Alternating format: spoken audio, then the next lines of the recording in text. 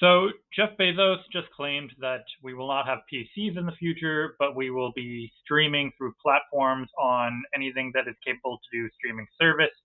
And sadly, I think he's right. I think that is what our future is looking like right now.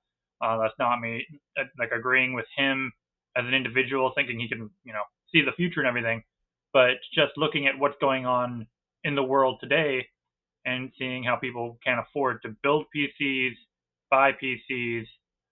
Consoles are now getting overpriced. Yet, if you really wanted to, you would be able to play on Netflix. You'd be able to play on the Amazon one. I don't remember what it's called, Luminex or Lumina or something like that.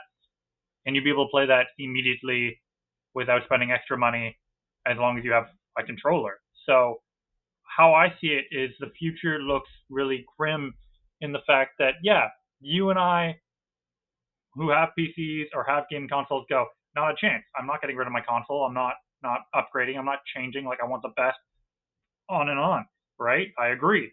The problem is that I see this as a generational problem.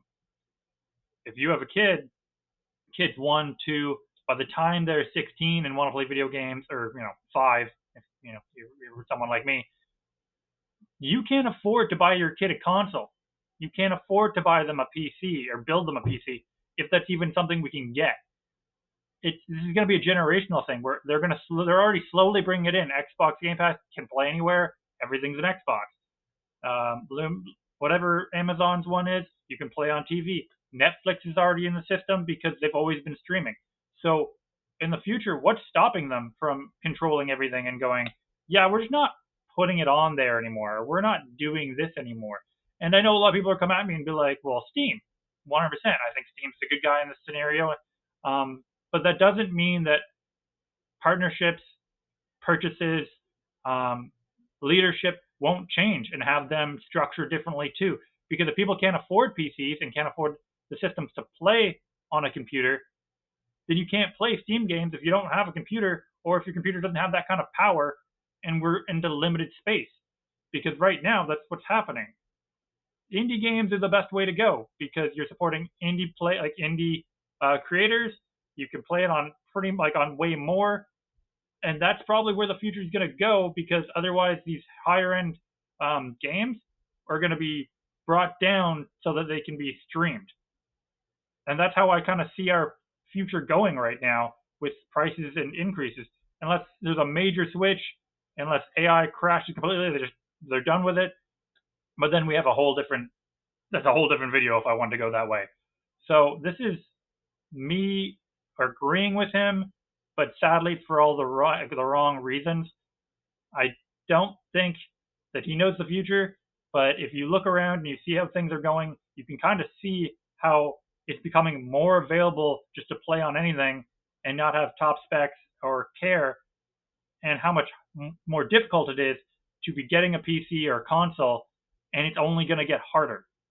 Because the moment they know, hey, people are paying these prices, which we don't know if they're going to because these new consoles aren't out, but if people do pay for those prices, why in the future, even if they're getting everything else for a good deal, would they change the prices? After things go up, they never really trickle back down. They just kind of stay there until something else evens out. Maybe it's people getting paid more. Maybe it's a wealth gap scenario.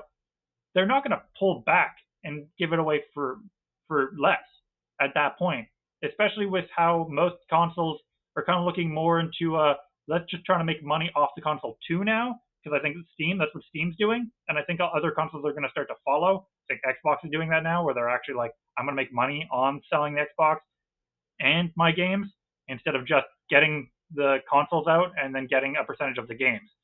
So I could sadly see this being the root of how this actually all happens. So I'd love to know your opinion. Am I completely wrong? Is he completely wrong? Or is it just kind of how you see the future going right now from where we're at to where it could be? And do you think the next, couple generations down the line aren't going to care about consoles, aren't going to care about how they're playing games? It's just going to be the fact that, oh, I can pay X amount a month and this new game's coming out. And guess what? I'm excited for that new game, so I'm going to go play that on this and not care. Because otherwise, I just don't have the option to play it at all. What do you think? I'd love to hear from you.